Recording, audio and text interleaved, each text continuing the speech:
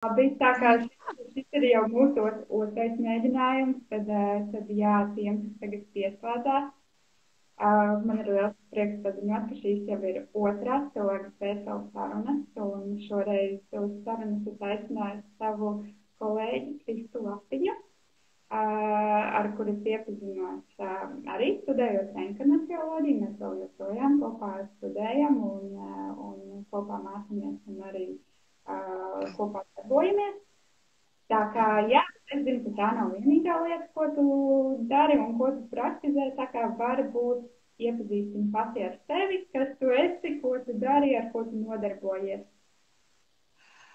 Nu, jā, tā galvenā lieta jau ir droši vien tā reinkarnacioloģija, bet laikam mācoties tieši jau otrajā līmenī, man sakrita visas tās iespējas, tiešām tā nopietni tam sāk pievērsties, jo arī mazais ir paaudzies, un šodien man puikam Austrim ir 3 gadu dzimšanas diena tieši. Tā kā veiksmīgi sakrita, jā, tas, ka varēja sākt tā padziļinātāk to visu darīt un apgūt arī kaut kādas citas lietas un iet dziļumā un izprast kārtīgi to metodu un paplašināt tās metodas iespējas, es teiktu tā. Un tas ir laikam tas, kas katram pašam ir jāatrod apgūstot to metodi. Es tā domāju, ka katrs kaut kādā veidā, tas tāpat kā mācoties skolā, katram kaut kādas tēmas kļūst tuvākas, vieglākas, un kā saka, tur ir labāks atzīmes, un ir, kur nē, vai ne, un tā kā, jā, es teiktu, ka tas ir galvenais. Vēl es esmu apguvusi arī pie Sela Reičela laika līniju dziedināšanas pirmos 2 līmeņus. Es domāju, ka liela daļa, kas varbūt mūs klausās un zina viņu un viņa grāmatas šobrīd tās aktuālās un populārās. Jāsaka jau, ka gan vairākus gadus, jo viņas ir tiešām aktuāls. Un tā ir Zemē mostas un dvēseles integrācija. Vēl joprojām visiem iesaku droši. Es pat viņas pārlasu regulāri, jo katru reizi kaut kā izgaismojās vai kaut kā aktualizējās kaut kādas arvien jaunas lietas, kas varbūt ir palaistas garām lasot pirmo reizi. Tā kā tas ir tāds, jā, moments, un man ir liels prieks, ka Sels Reičels piedāvā arī savu metodu apgūt Latvijā. Viņš to dara visā pasaulē, visās pasaules valstīs to var apgūt, un es esmu jau pieteikusies arī 3. līmenim, tā kā turpināšu mācīties.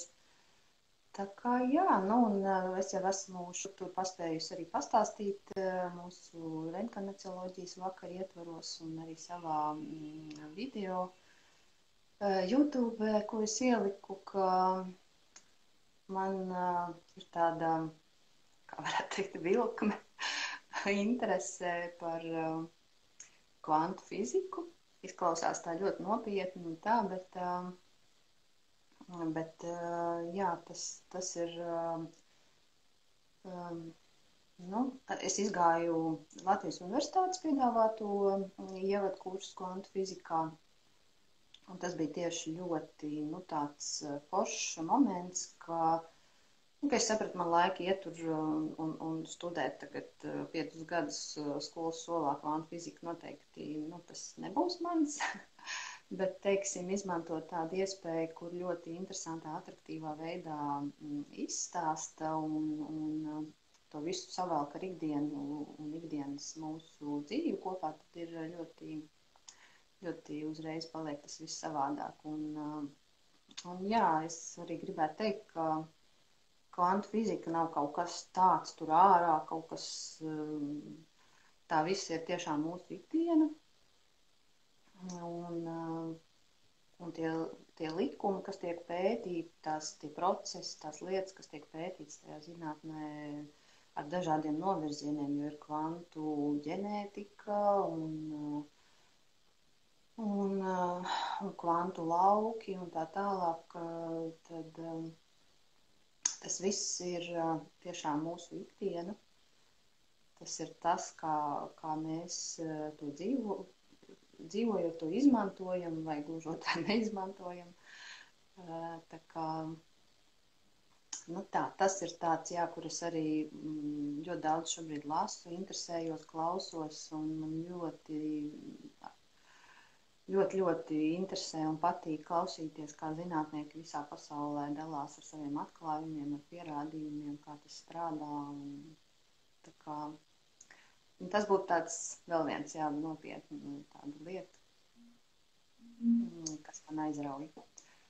Nu tā, lielos vilcienos varētu teikt, ka tās ir tās galvenās lietas, kas varētu interesēt, ja mēs par šo reinkarnacioloģijas tēmu runājam. Jā. Nu jā, pirmām kārtām, ko man uzreiz gribas sūtīt liels sveiciens. Es saprotu, ka šodien ir svētki mājās, un es domāju, ka tēmai mēs droši vien kaut kad sarunas laikā pieskarsimies. Bet jā, ja runā, to arī pieminēja kvantu fiziku, nu redzi, ir interesanti, kāpēc man arī bija ļoti interesanti uzaicināt tieši tevi uz sarunu, jo man liekas, tu esi viena no tiem cilvēkiem, kur it kā ezotērika ir tāda gaisīga tēma, tāda par ļaušanos, par plūšanu, par sevi tādu piedzīvošanu, bet tajā pat laikā tu esi tāda riktīgi, loģiski, kritiski domājoša, racionāla, un tas vienmēr liekas, ka vai tas vispār iet kopā, bet laikam tas arī, tāpēc arī tev uzrunā tāds zinātniskais pamatojums, jo tevī ir šī kritiskā pieeja, tevī ir šī attīstīta racionāla domāšana, kad jā, kā tev tas rezonē un kā tu vispār līdz tam nonāci, jo par to arī būs šī tēma, kā tu līdz tam nonāci, reinkarnacioloģija, laika līniju dziedināšana, kvantu fizika, tās nav standarta lietas, pie kurām cilvēki nonāk ikdienā. Nu jā, es jau arī iepriekš bišķiņ esmu padalījusies, ka tas, protams, nenotika vienā dienā, tāds klikšķis, vai ne, tas tomēr bija tāds ilgāku gadu tāds process, bet es teiktu tā, ka to visu vienmēr caurstrāvojas tāds moments, kas, teiksim, man vienmēr ir bijis svarīgs ticamības moments. Un tas droši vien piedod to praktiskuma piesitienu. Jo tad, kad es sāku ar visu šo te aizrauties, lasīt, tad, protams, ir ļoti daudz grāmatas, ir ļoti daudz avotu, kur smelties šo te izpratni par to, kā viss ir iekārtots un cik svarīgi ir tiekties uz to gaismu, uz to garīgumu, bet tai pašā laikā dvēseles jau šeit cilvēki ir nākuši, lai gūtu to pieredzi, kas ir iegūstama tieši arī materiālajā pasaulē, materiālajā vidē, kurā mēs dzīvojam. Un līdz ar to tas ir tāds balans, kā to visu tās praktiski likt lietā. Un kā es arī esmu jau teikusi, ka man arī pašai bija vienu brīdi tāds priekšstats, ka ja cilvēks sāk kaut kā tā garīgi attīstīties un aizraujās ar tādām ezotēriskām lietām, un viņam sāk veidoties tā izpratne, un viņš sāk saprast, ka tur vajag meditēt un iet tur dziļumā un visu un tā, un man likās, ka tad viss, jā, tad ir tā, ka tu, vienā dienā visiem pasaki uzredzēšanos, es eju augstu kalnos, un tā. Bet es sapratu, ka tā nav, var tā darīt, ja gribās, ja viss, kā saka, nezinu, var jau būt, kā arī dvēselē ir tāda, nesūtība, bet es kaut kā sevi noķēru pie tā, ka tas lielākais izaicinājums ir dzīvot šajā te pasaulē, kurā mēs tā realizējamies caur tādām praktiskām lietām, caur tādām materiālām lietām, bet tai pašā laikā sevi pilnveidojam, attīstām un mācamies šīs te, nu, praktiskās materiālās lietas izmantot gudri, viedi, ar kaut kādu tādu virsmērķi varbūt, ar motivāciju, kāpēc tad mēs te esam atnākuši uz šo planētu un kāpēc tad mēs vispār piedzimām un kāds ir tas mūsu dzīves uzdevums.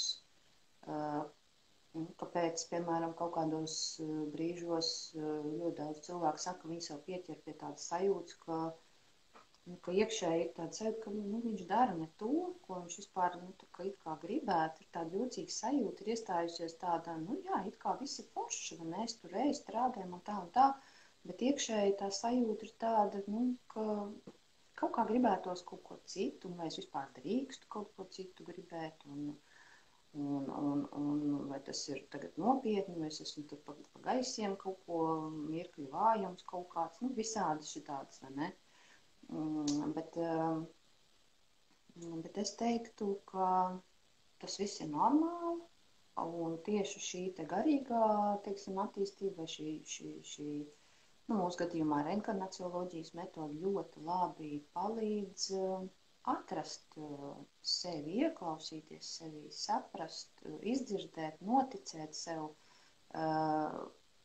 un neuztraukties tik ļoti, ko citi par to padomās vai kā priekš citiem man ir jārealizējās. Tas ir tāds ļoti svarīgs moments, it kā, es saprotu, cilvēki varētu teikt, jā, viegli pateikt, vai nē, un taču jāmaksā rēķini un tā tālāk, jā. Es ar tam visam esmu gājusi cauri, un tas viss uz mani ir attiecies. Es arī esmu bijusi situācijās, kad ir jādara viss, lai tu vari samaksāt tos rēķinus un visu izdarīt. Bet tam nebūtu jābūt, kā varētu teikt, tā ļoti smagi. Tām lietām būtu jānotiek vieglāk, ja cilvēks ir atradis savu īsto vietu, savu realizēšanos maksimāli harmoniski, tā kā viņam ir paredzēts, tad vienkārši lietas notiek tiešām vieglāk. Un tas varētu būt tāds katalizators, kā mēs varētu pārbaudīt. Vai mums viss ir tā ļoti grūti un sarežģīti, vai tomēr mēs no reizītes uz reizīti kaut kā ar sevi padarbojoties, redzam, ka kaut kas sāk mainīties, kaut kas sāk savādāk uztēties un notiek raitāk, vai mēs pēkšņi saprotam, ka mums to tiešām nemaz vispār nevajag.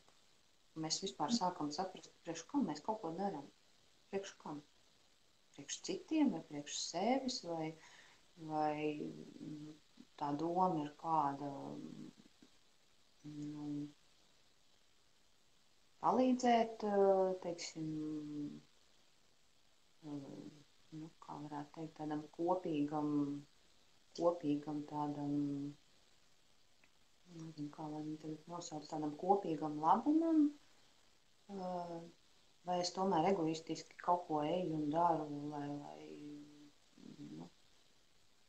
kaut kā kādam kaut ko pierādīt.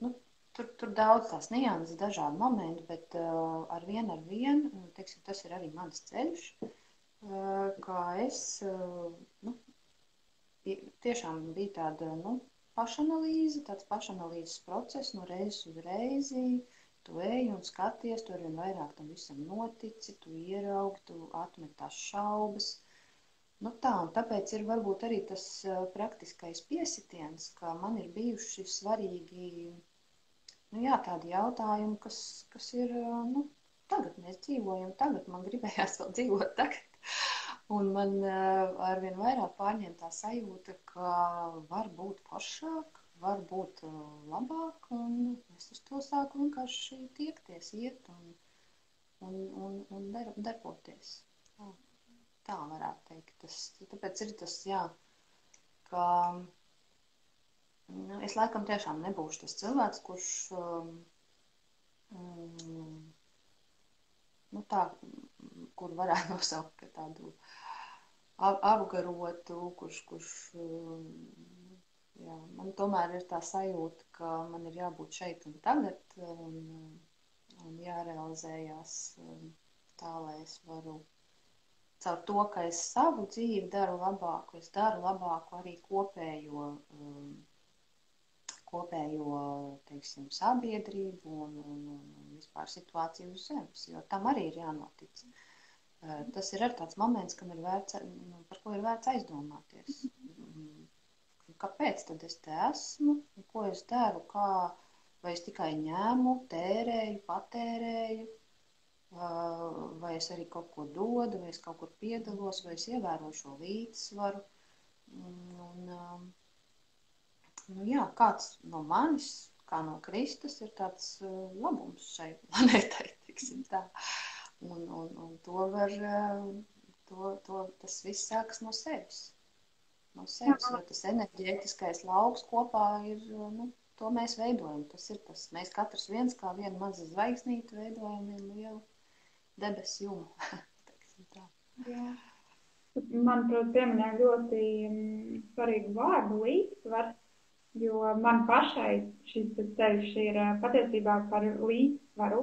Un, ja tu saki, ka ir cilvēki, kas arī bez mazliet aizies kalnos un tikai meditē, protams, katrs aizies kaut kur citur to darīt, bet tas tā kā piemērs. Tad man patiesībā, kad es arī sāku darboties reinkarnacioloģijas metodi, no vienas puses tas bija rīktīgs, garīgs izrāviens, tādā ziņā tāds apziņas paplašinošs tās izrāviens, bet tajā pašā laikā, man liekas, pēdējais gads man ir par to, kad es arī saprotu to, ka patiesībā mēs to visu varam darīt arī praktiski, ka tas nenozīmē sēdēt tikai meditācijā vai jogot vai vēl kaut ko, tas nozīmē būt šeit un tagad un piedzīvot tās dažādās situācijas, jo tā ir tā mūsu lielākā prakse un izskatās, ka tu tās tīri veiksmīgi, ja man ir jāatrod līdzsvars, lai atgrieztos tajā ikdienā, tad tu laikam tā tīri veiksmīgi esi izprukusi šim cauri un tu jau pat taisno tā sāki smuki, bet jā, man tev ir uzreiz arī jautājums, ceļš pie sevis, tev visur, visos sociālajos tīklos, gan Instagramā, Telegramā, visur ir šis ceļš pie sevis. Ko tas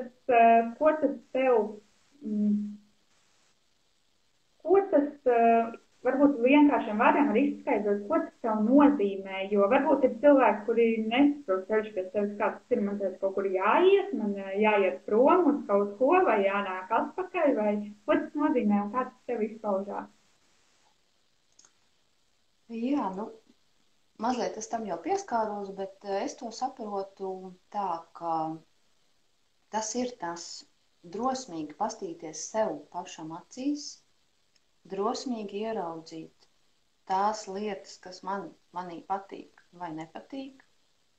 Tas arī nav viegli, tāpēc, ka mēs tiešām to ikdienu skrienot ar tiem saviem pienākumiem un ar visām tām vajadzībām mēs aizmirstamies, kur mēs tai visā esam. Un kāpēc mēs to darām? Un dienas skrien, stundas skrien, vai ne? Un mēs esam pazaudējušies. Mums nav pat laika padomāt, kas mums īsti patīk vai kas mums nepatīk. Un mums pēc tam nav drosmes. Mēs varbūt saprotam, bet pēc tam būtu pēc idejas kaut kas jāsāk mainīt, vai ne? Lai tā iekšējā pašsajūta tomēr ir forša, lai es esmu mierā ar sevi, lai es noticu sev, lai es esmu, bieži vien, es domāju, arī daudziem ir tādi izaicinājumi, kā ģimenēs, piemēram, paskaidrot vai kā vispār padalīties tai sajūtās, ka es sāku redzēt, ka lietas var notikt arī savādāk, un es sāku just savādāk, un Un droši vien nu, tad ir tas viens no izaicinājumiem, kā ar to vispār savā ģimenē padalīties, vai savā draugu lokā, vai darbā, un kad tu sāc saprast. Un tad, protams, cilvēkiem ir bieži vien tāds apjukums, jo nu, viņiem liekas, ka nē, nu, ko tu es tur kādam, man taču ir reku viss smuka dzīve sakārtot, ko es tur sākšu tagad, vai ne to visu tagad jaukt ārā, vai nu, tā, es domāju, nu, tas nemaz nav viegli. Tiešām to sajūtu noķert, atzīt, ka man kaut kas patīk un gluži otrādi varbūt nepatīk, vai arī, piemēram, tās lietas, jā, kas man patīk. Nu, es ļoti labi zinu, ka man patīk, piemēram, tas un tas, bet vai es to daru, vai es to izmantoju, vai es to vispār pielietoju, vai man vispār ir tam laiks, vai es to varu, nezinu, atļauties. Nu, tādas lietas. Un te ir tas moments, ka nav slikti gribēt, nav slikti zināt, ko es gribu. Tas ir tieši ļoti labi. Un tas arī ir tas grūtākais. Mēs pārsvarā zinām, ko mēs negribam, kas mums nepatīk, vai ko mēs gribam tur mainīt citos, vai ne, vai kā. Bet es teiktu, ka ja mēs saprotam, ko mēs gribam un kas mums patīk, un mēs uz to sākam tiekties, tas jau ļoti daudz ko maina. Un tas ir tāds, jā, svarīgs moments. Un vēl ceļš pie sevis, teiksim, caur šo reinkarnacioloģijas prizmu, tas ir tas, ka mēs dodamies šajos ceļojumos, šajos dvēseles ceļojumos, kur mums šobrīd tiek dot unikāla iespēja iet, uzzināt un noskaidrot visas tās lietas, par kurām mēs sākam aizdomāties. Ja, piemēram, mums liekas, ka mēs gribētu darīt kaut ko citu, mēs varam aiziet un noskaidrot. Kāpēc mums vispār sākas tādas domas par to, ka mēs gribam kaut ko citu? Tāpat mēs jebkuru jautājumu varam aiziet noskaidrot. Mēs varam aiziet un pastīties, kāpēc mums ir bail no kaut kā. Citreiz tās bailes ir iekšā neapzināts cilvēks, viņš zemapziņā viņam viņas ir, bet viņš par viņām īsti tā kā cilvēks nenojauš. Kāpēc viņam, piemēram, kaut kas dzīvē nesanāk. Un iespējams tāpēc, ka zemapziņā ir kaut kādas bailes no iepriekšējām dzīvēm varbūt, vai piemēram, tas var būt saistīts arī ar kaut kādām traumatiskām pieredzēm, arī šajā dzīvē iegūtām, piemēram, bērnībā vai kā, kuras mēs pat neapzināmies, ka viņas mūs ir varbūt ietekmējušas un atstājušas tādu. Viņas var nebūt obligāti lielas. Trauma nenozīmē, ka tas ir uzreiz kaut kas tāds. Protams, ka tā arī var būt, bet tas var būt arī kaut kāds neliels traumatisks, piemēram, pieredzējums, kas citreiz viņš attīstās lielāks, citreiz viņš paliek arī tāds maziņš, un atkarībā no tā, cik liela apmēra tā traumatiskā pieredze ir, viņu var arī attiecīgi izstrādāt un izprast arī. Šie ceļojumi dod arī šo galveno lietu, kas, man liekas, tas galvenais ieguvums, tā ir tā izpratne, ka mēs izprotam, kāpēc notiek tā vai šādi mūsu dzīvē. Un tas ir, jā, tāds, teiksim, viss kopums, ko es arī varētu nosaukt par ceļu pie sevis. Un izziņa, sevis izziņa un atzīšana, sevis atzīšana. Tā. Tas varētu tā būt. Jā, tas, ko es tie galvenie atslēgas vārdi, ko es no tā visa izvilku, ir tas, ka jādara to, kas tev patīk, tur, kur tev vēl. Tad otrs ir caur arī šiem ceļojumiem izprast, kāpēc lietas notiek tā, kā viņas notiek, un izzināt sevi. Bet tas ir tas, līdz kam tu esi nonākusi šobrīd, tad man te uzreiz jautājums ir, vai ir kaut kāds brīdis, kad atskaties apakaļ kaut kāds moments, kad tas viss sākās un kā tas sākās, jo visticamāk Nu, tu arī sāki tā kā lielākā daļa cilvēku dzīvojot standarta dzīvi, un kā tu nonāci līdz tam un cik ilgu laiku atpakaļ? Jā, nu, jāsaka tā, ka es sevi vienmēr esmu tā kā sajūtusi mazliet tādu, nu, tā kā, nu, nezinu, kā varētu teikt, tāds baltais zvirbulis mazliet, vai ne, bet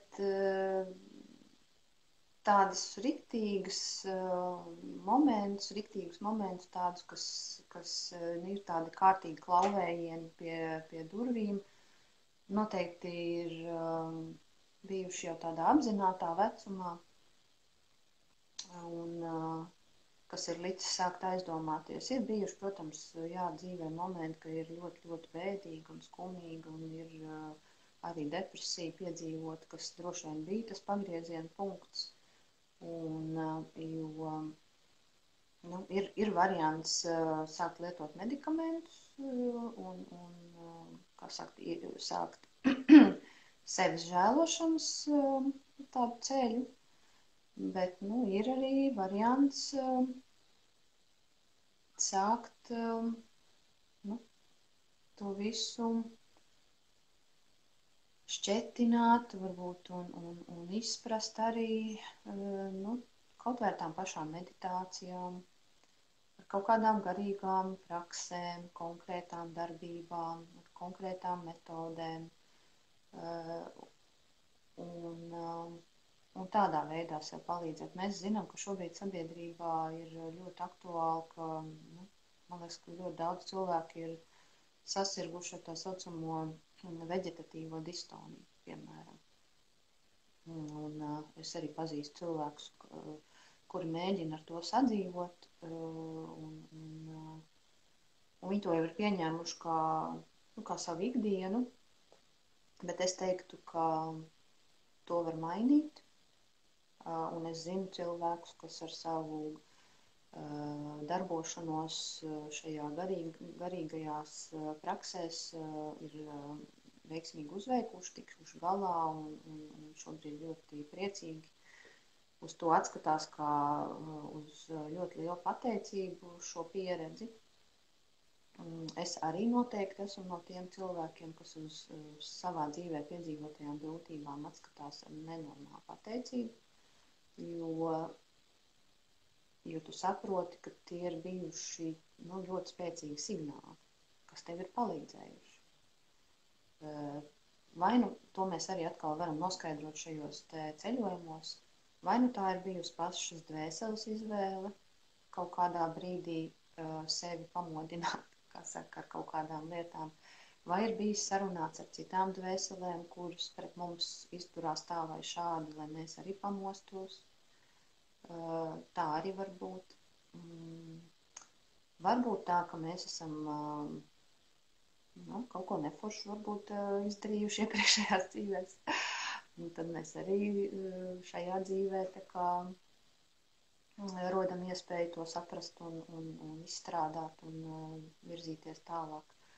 Tā kā varianti ir daudz, bet, nu jā, man, teiksim, droši vien tāds izteikts posms ir pēdējie 10 gadi, kuros es esmu devusies ļoti daudzos šajos meditatīvos ceļojumos, saņēmusi ļoti daudz atbildes uz visdažādākajiem jautājumiem.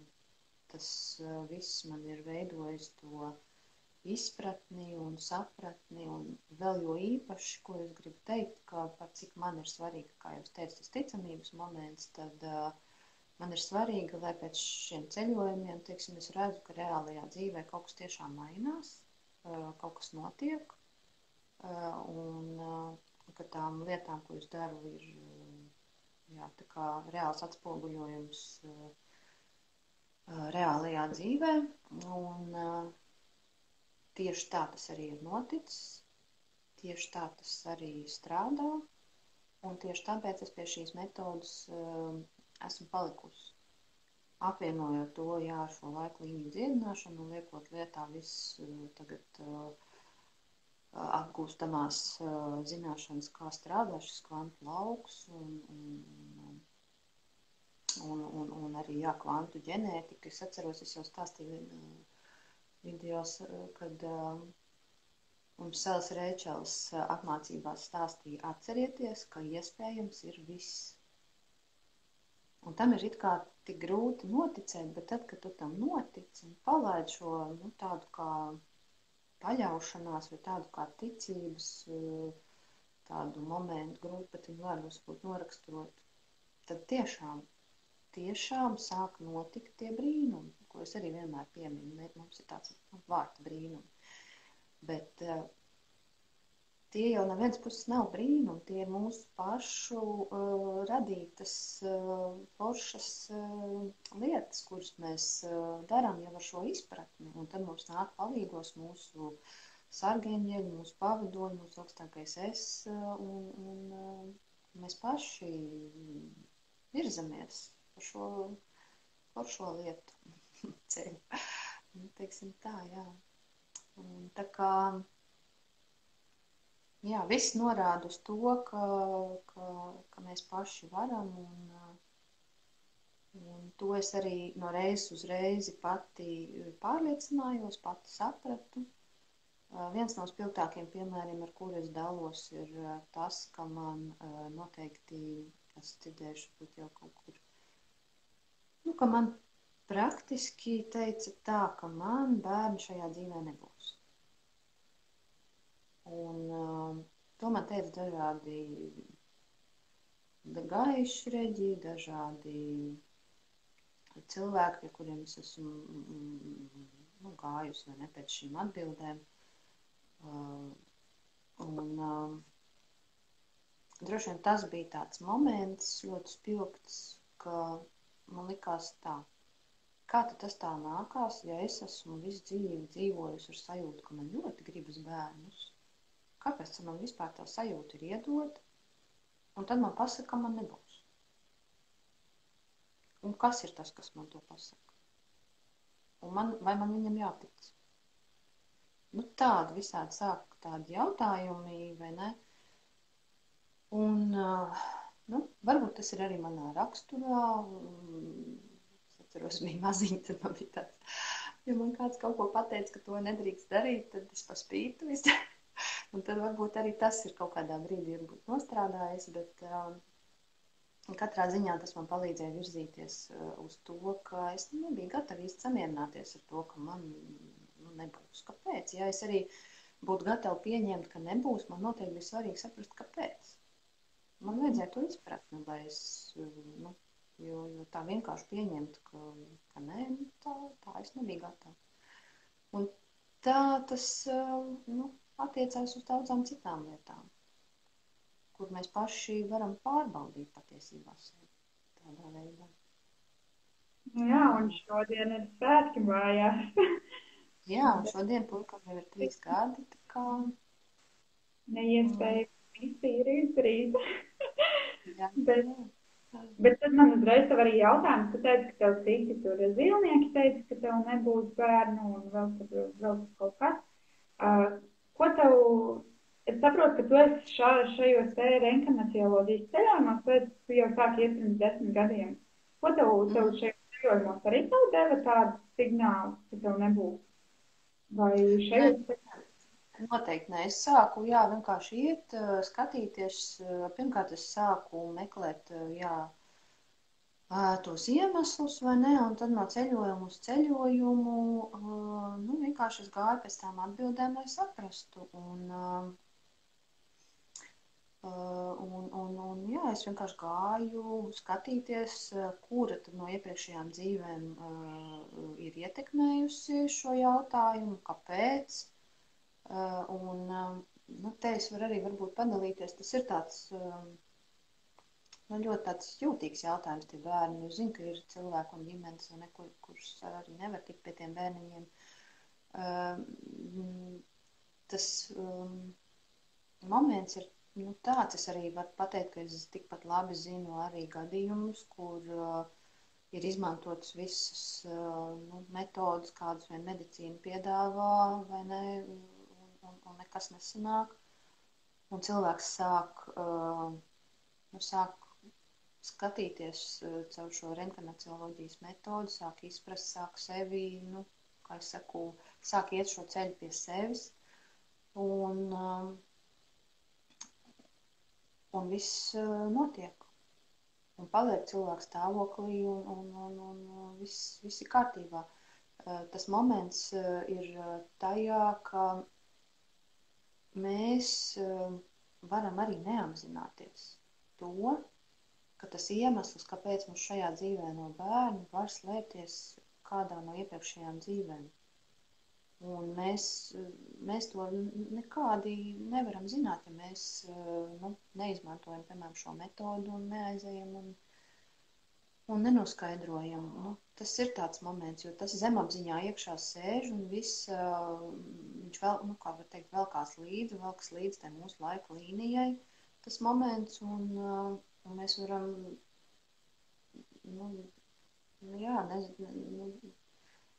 nes kādas zāles varbūt lietot un nes ko vēl, bet kamēr mēs neizstrādāsim to, kas mums velkas līdzi, iespējams arī, ka nekas nenotiks.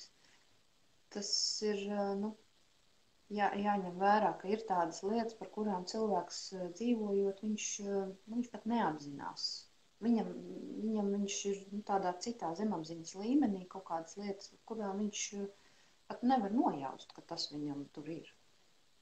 Un tas tikai kaut kādos momentos vienkārši izgaismojās šajā dzīvē. Kāpēc, piemēram, kaut kas nesanāk, vai neizdodas, vai visu laiku ir kaut kādas vienāda veida neveiksmes, vai tām pašām attiecībām, piemēram. Visu laiku liekas, kāpēc pievelkās vien un tie paši vienāda veida, kā saka, cilvēki un nekas mūžīgi nesanāk. Tas ir signāls tam, ka ir vērts iet un paskatīties. Jo, skaidrs, vienreiz nesanāk, tas vēl tā. Bet, ja tas jau ir ilgstoši un cikliski, tad noteikti ir vērts iet un skatīties. Labi, tad es saprotu, ka viens no taviem tādiem instrumentiem, kas visspēcīgākais ir bijis šajos 10 gados, šie ir bijuši šie ceļojumi, tad vēl ir bijusi šī pieredze ar bērniņu, tad varbūt ir vēl kaut kāds tāds pilkstī vai kaut kādi notikumi vai pagrieziena punkti, kas ir bijuši šajā aktuāli. Jā. Ir.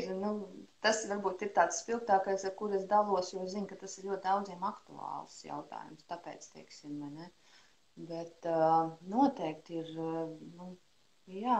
lai man gan jāsaka, es varbūt arī to tagad ļoti labi saprotu, atskatoties uz iepriekš, teiksim, iepriekš laiku savas dzīves, ka man vienmēr tomēr ir bijusi tā sajūta, ka man kāds sargā, ka man kāds pieskata, ka kāds palīdz. Tā ir tāda neizskaidrojama sajūta, bet tāda ir bijusi. Un šobrīd, kad es ar šo te visu nodarbojos, es to izprotu un saprotu, un es arī aizgāju ceļojumā un ieraudzīju un iepazinos, kas tad ir tas un tie, kas man vienmēr ir klāt esoši. Un es teiktu, ka tas arī ir viens labs iemesls, kāpēc doties, piemēram, ceļojumā, jo tas palīdz apzināties, ka tu neesi te viens atstāts cīnīties tā ir tāda sajūta, kas noteikti palīdz un var būt arī kā iedrošinājums noticēt sev, saviem spēkiem un vispār tam, ka ir iespējams šie brīnumi. Un, ir notikušas daudz interesantas lietas, daudz interesantu pavērsienu, bet te ir arī jāsaprot, tas, ko es arī saprotu šobrīd, ka man bija jāpiedzīvo arī tās pieredzes, kuras, es varbūt varu nosaukt kā netik foršas, vai varbūt, kā saka, ir tā sajūta, kaut es ātrāk visu šito būtu zinājis, droši vien būtu varējusi izvairīties no tā, Bet droši vien jau, ka nē, tāpēc, ka viss notiek tieši tā, kā tam ir jānotiek, mums ir jāpieredz tas, kas mums ir jāpieredz, jo tikai tā mēs veidojam to savu ceļu līdz tam, lai mēs varētu sākt tās lietas kārtot. Un jā, nu notikuši visādi interesanti momenti. Piemēram, es atceros kādreiz ļoti spēcīgi laika apgalvoju, nu nē, nu Rīgā dzīvot, nu vispār nemūžam, ko te vispār ak Dievs. Un tagad es 3. gadu dzīvoju Rīgā. Rīgā piedzima man arī puika. Un nebija viegli, protams, tas bija pilnīgi nezināms, jo es esmu tāds cilvēks, kas pamazām apgūst to jauno teritoriju, teiksim, to orientēšanās.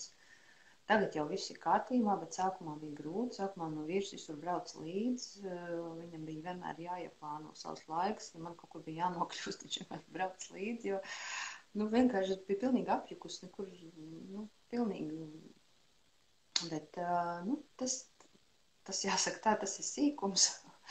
Un tās ir tās lietas, kurām ir jāļaujās, ka tās pārmaiņas notiek, ir kaut kas sevi jāpārlauž, kaut kam jābūt gatavam, jo ja mēs visu laiku gribam tikai sev to komforta zonu, viss ir tikai tā, kā mums ir ērti, tad arī tā izaugsmēji droši vien ir grūti notikt. Ir jābūt gatavam, kaut ko mainīt un tā. Tā kā tas ir tāds moments, tad es atceros, ka es vienmēr esmu visu dzīvi dzīvojusi, man ļoti patīk lauku tādu darbi, man patīk ravēt, man patīk stādīt un visu, kas ir siltumnīca, puķis, viss šis man ļoti patīk. Un bija kaut kāds posms, kad man tas nebija. Vienmēr es esmu gribējusi kaut kā mēģinājusi uz to tiekties, bet, kā vienmēr ir bijusi tā saka, ko tad man taču nemaz naudas tam, nedz vispār tas ir iespējams, un ko es te, lai es te veidu, bez maz sapņot, pati sev saku, vai ne tā. Bet, tagad es saprotu, ka tas ir nepareizi, jo, ja tu tā saki, tad tu arī, tā. Bet tā ir tā, tiešām tas strādā, ja mēs ticam, ka mēs gribam, un mums nav svarīgi kā, bet mēs gribam, un mēs ejam uz to, ka mēs gribam, un virzamies uz to, ko mēs gribam. Jo, ja mēs uz to nevirzamies, tad mums arī neviens nevar atnākt palīgā un palīdzēt virzīties. Tas ļoti, ļoti strādā. Lūk, un tad šobrīd mēs jau 2 vasaras dzīvojam tādos kā laukos, kur mums ir dārs un ļoti daudz strādājam, melnu muti, līdz spēka izsīkumam ļoti patīk. Tas arī tai pašā laikā vienlaikus ir it kā tu saproti, ka tu esi it kā fiziski nokūris, bet vienalga tas tev tā uzlādē, un tu redz to rezultātu, un pēc tam tu vari aiziet un siltumnīcā pašaudzētas lietas, kas saka, paņemt un apēst. Tas viss ir pilnīgi tāds savādāk nekā tikai iet varbūt tā patērētāja, teiksim, kultūra, kas ir neļot. Tā kā tas ir tāds moments, un protams, ka es ar to savu lielo gribasspēku un visu to mīlestību uz dabu un visu to darbošanos es esmu pavilkusi līdzi arī vīru, kurš ir riktīgs rīdzinieks, un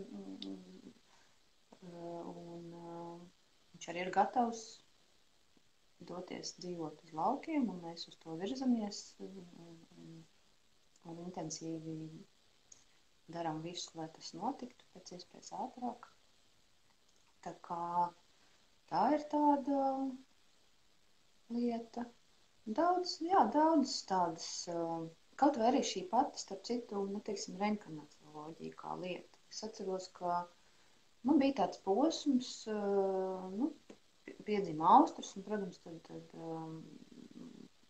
pēc kaut kādiem 2 gadiem, kad nu, pilnībā esi pievērsusies bērnu audzināšanai, bet tad sāka jau uzvirmot tie jautājumi, ko tad es darīšu. Man arī cilvēki prasa, ko tu tagad dari, vai ne? Ar ko tu nodarbojies, tu kaut kur strādā vai kā, un es laiku saku neko. Bet tas nebija pareizi, tāpēc, ka es jau biju sākus mācīties, bet es to vēl arī kaut kādā veidā neapzinājos, ka es taču biju visu laiku lūgusi šo te atbalstu saviem pavadoņiem, un es biju jau runājusies, lai man palīdz saprast, kas būtu tas, kā es varu būt noderīga pasaulē, kā es varu palīdzēt cilvēkiem, jo tā sajūta man vienmēr arī ir caurstrāvojusi. Un vienmēr ir bijis svarīgi būt noderīgai. Nu tā. Un tad, jā, es tā kā sev pieķēru, kā es taču mācos šiten un lasu to un tā. Un tad, jā, tas arī bija tāds moments vien brīdi, kad es sapratu, jā, kā es taču ar šo te nodarbojos. Tas ir tas, ko es daru un kā es varu palīdzēt, reku tas ir. Un tagad, kad tas jau ir sācies un kad cilvēki piesakās un ka ir jau atsauksmes par iedarbību un par rezultātiem, būtiski jau dažas dienas pēc ceļojumiem, nu tad tā sajūta ir fantastiska.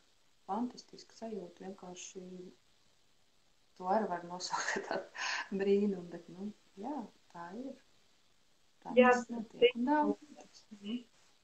Par citu ceļojumu tieši pie tevis man ir bijis viens no tādiem jaudīgākajiem ceļojumiem. Es vienreiz pie tevis esmu bijis ceļojumā, un pirms tam jau es kādu daudz un dikti ceļoju, bet kaut kā vai nu tāpēc, ka tieši viss salikās tā pa punktiņiem, bet jā, man arī bija tā, ka es izgāju ceļojumu, nākamajā dienā es pamostos, un es jūtu pats viss ir citādāk, un es vairs nesaprotu. Man bija kāda nedēļa aklimatizēšanā, tad es kādu sapratu, kas ar mani notiek, jo es sapratu, ka to, ko es visu laiku līdz šim katru dienu darīju, man pēkšņi vairs nerezonē, vai ir kaut kas pilnīgi citādāk, un tas bija tāds, wow, kā tas ir iespējams.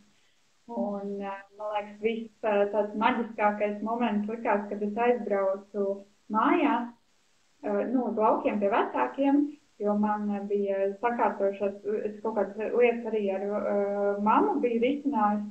Es aizbraucu un skatos, viņi ir cits cilvēks kaut. Mēs runājam citādāk, par citādākām tēmām, un es saprotu, kā tas ir iespējams, māte arī citādāk.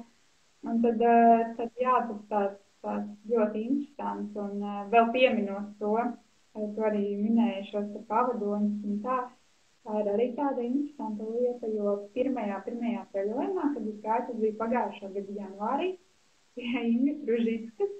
Un ceļojuma sākumā viņas ir pasaules visas pavadoņas, gaisa skolotājs un tā tālāk, un es domāju, kas ir tādi ir, ko viņi tur tagad sauc, man tāds, es tur tagad kādam tur augšā kaut ko traucēju, ka viņi visiem jānāk pie manis un tā. Un tad kursa laikā, jā, kad mēs regulārāk sākām ceļot, tad es arī sapratu, ka reāli aiz katra no mums ir vesela komanda. Kas ar mums strādā, un tad tiešām vairs nejūties viens, jo es kā reizi arī izvērsos no mājām un kopš visu to periodu arī vienu nodzīvot, bet man nekad nav bijis sajūta, ka es viena. Un pat tas ir tik ļoti iegājies, kad no rītiem arī, ja tev būtu blakus cilvēks, viņam pateikt labrīt. Man cilvēka blakus nav, tad es tāpat pasaku labrīt, jo man liekas, ka te visi viņi ir un ka tas ir pilnīgi citādāk, jā. Bet jā, man tas ir atkal vēl viens jautājums.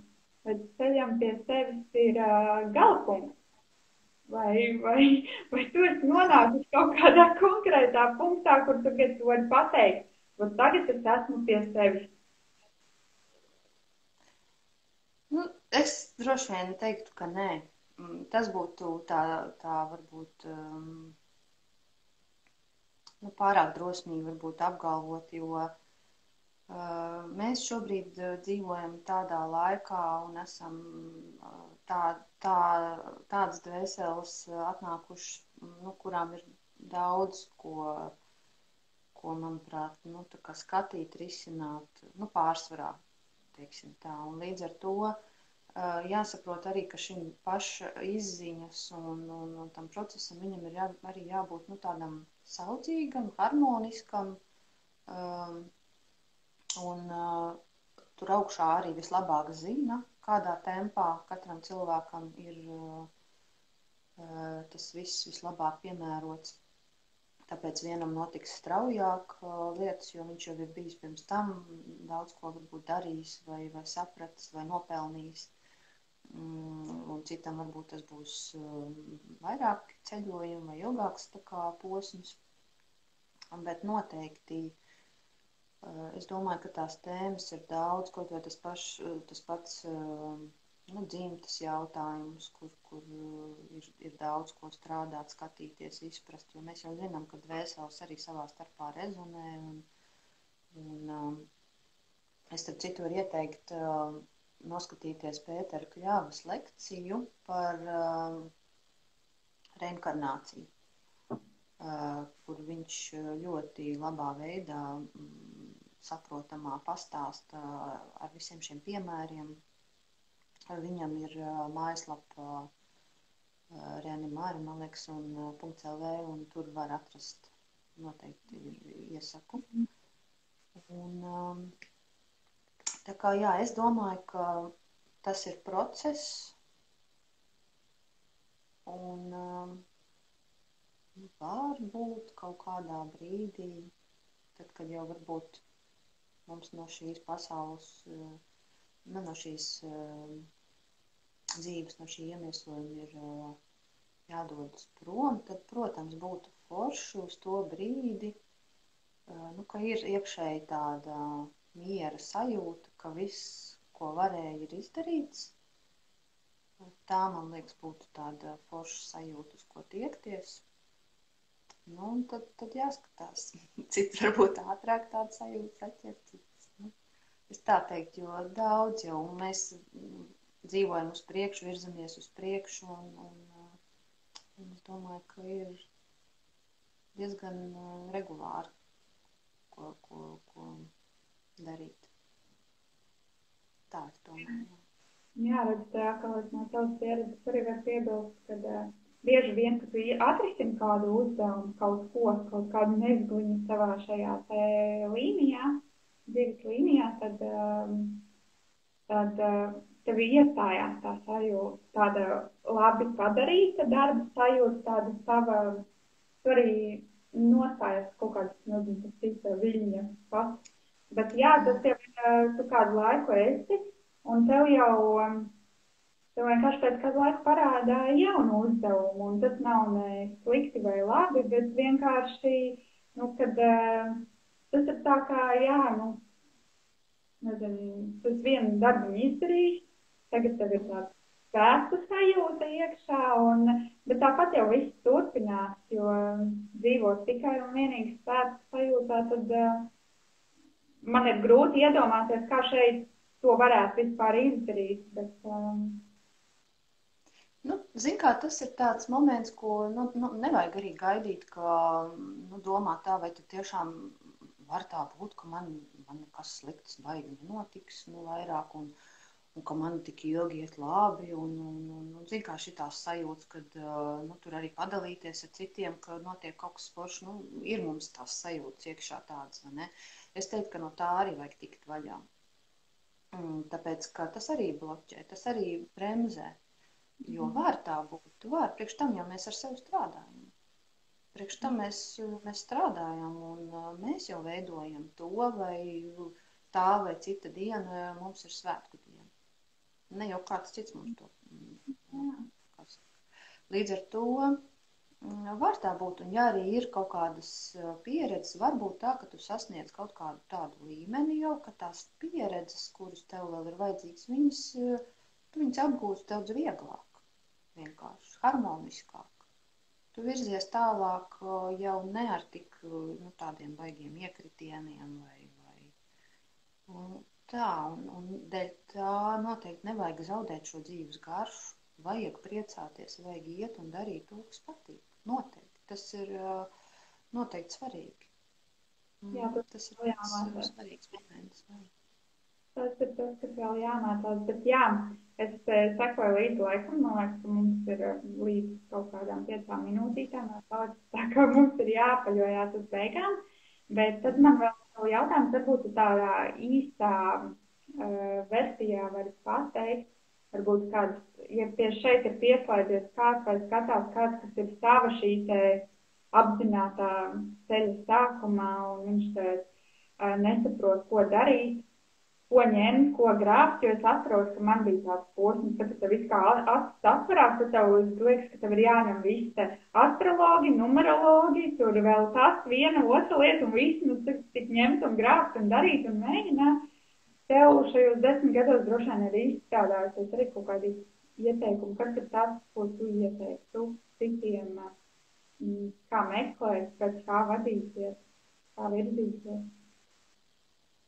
Zini, kā te es gan izvairīšos, tāpēc, ka, ieteikt otram ir baigi grūti. Ja mēs saprotam, ka katram tāda vēseles pieredze ir tāda, kāda viņam ir viņa vajadzīga, tad viņš vienalga aizies tur, kur viņam liksies, ka viņam ir jāaiziet, un viņš piedzīvos to, kas ir jāpiedzīvo. To īsti, tas ir sevī jāieklausās, jāsaprot, jāļauj kaut kā tai informācijai nosēsties, jāizlaiž caur sevi kaut kā. Jo es arī, piemēram, neesmu cilvēks, kurš visu ir gatavs tiešām ņemt uzreiz un pieņemt. Man tomēr arī ir vajadzīgs izlaist caur sevi, caur savu prizmu, caur savu izpratni. Man vajag padomāt, saprast, izprast, no visām pusēm paskatīties, un tad es esmu to gatavu sevī tā riktīgi ielaist un nosēdināt. Tā kā katram ir jāatrod tas veids, kā viņam šķiet pareizāk. Tas noteikti ir ieklausīšanās sevī, un varbūt kādam strādā kaut kas cits labāk, vai ne? Viņam, un nebūs pareizi, ka es teikšu, ka nē, jo man atkal varbūt kaut kas cits. Tā kā šo es noteikti es varu ļoti daudz pastāstīt par to, cik superīga ir šī rekarnacioloģijas metode un laika līniju dziedināšanas metode un kā tas viss strādā. Par to droši es varu, es esmu arī ielikusi savos profilos, ka cilvēki var vienkārši pieteikties bezmaksas konsultācijai, ja viņi vēlās parunāties. Kur to? Ļoti labprāt. Kā pie tevis var pieteikties tiem, kam interesē šādi? Jā, atrast var mani tepat šajā pašā tātad Instagramā vai Facebookā vai Telegramā. Kas no kuram ir mīļāks, tur arī var rakstīt. Var arī rakstīt uz e-pastu. Krista.lapina @gmail.com. Zini, kā mums vēl ir 20 sekundes, tā kā tu vēl ātri vari paspēt iedot kādu novēlējumu klausītājiem. Noteikti būt drosmīgiem, ieklausīties sevī, noticēt sev. Noteikti. Tas arī ir galvenais. Kontaktus palikšu apakšā, video un